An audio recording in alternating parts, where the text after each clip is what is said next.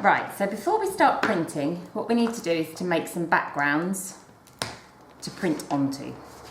And we're gonna use this paper. We're gonna use two different types of paper. We're gonna use sugar paper and we're gonna use coloured card. Now the coloured card is really nice and it's quite expensive. So when we use the coloured card, we're just going to print on the card and we're not gonna put a background on it. But when we use the sugar paper, which is slightly cheaper and it's a bit thinner, we're gonna use some tissue paper to just make some nice backgrounds. Now, I'm using quite neutral colours because I think it sits quite well with expressionism. So I'm sticking to kind of browns, dark blues, dark oranges, colours like that. So I'm going to start off by just applying some glue to the surface of this sugar paper. Now, if you look at what I'm doing, I'm using one of our cardboard strips, and there'll be some in every classroom, and I'm just putting a very thin layer on top of this sugar paper. And I'm going to take my tissue paper and I'm just going to tear myself a strip.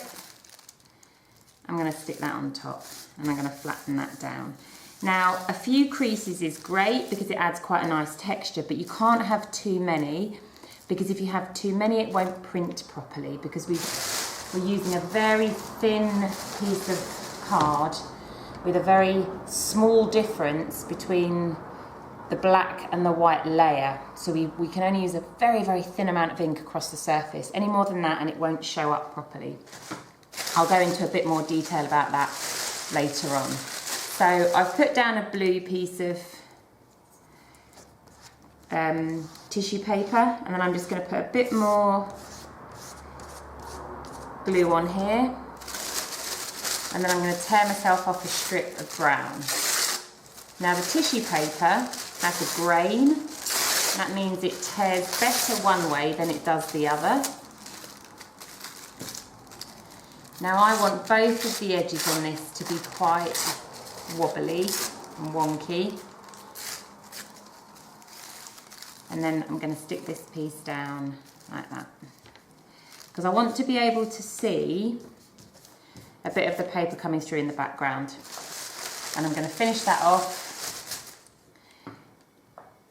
A bit more glue. You will find that your stick gets soggy and starts to bend a little bit. Maybe leaving it in the lid is a better idea than leaving it in the pot. And tear myself up one more strip of blue. I'm going to put that there. And that's done. And then I'll just put that to one side and leave that to dry. Ready for next lesson, and then I'll just move on to another colour. So if I take black, I can use my white tissue paper. Again, tear myself a strip.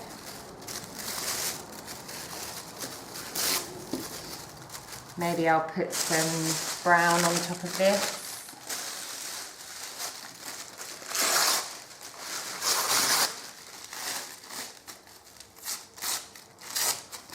Give myself some nice wobbly edges, just like before. Glue up my background.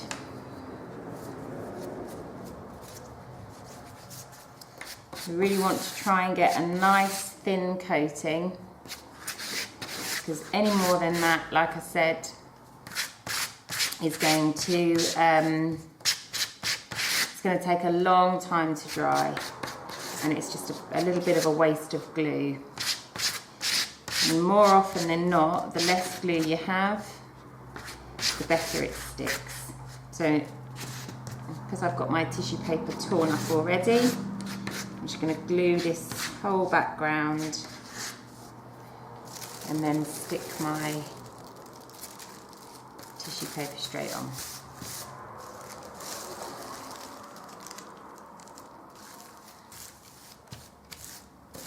It doesn't matter if you have it hanging off the edges, we can trim that down at a later date. Now what I'd like you to do is to make yourself 4 of these backgrounds ready for printing next lesson.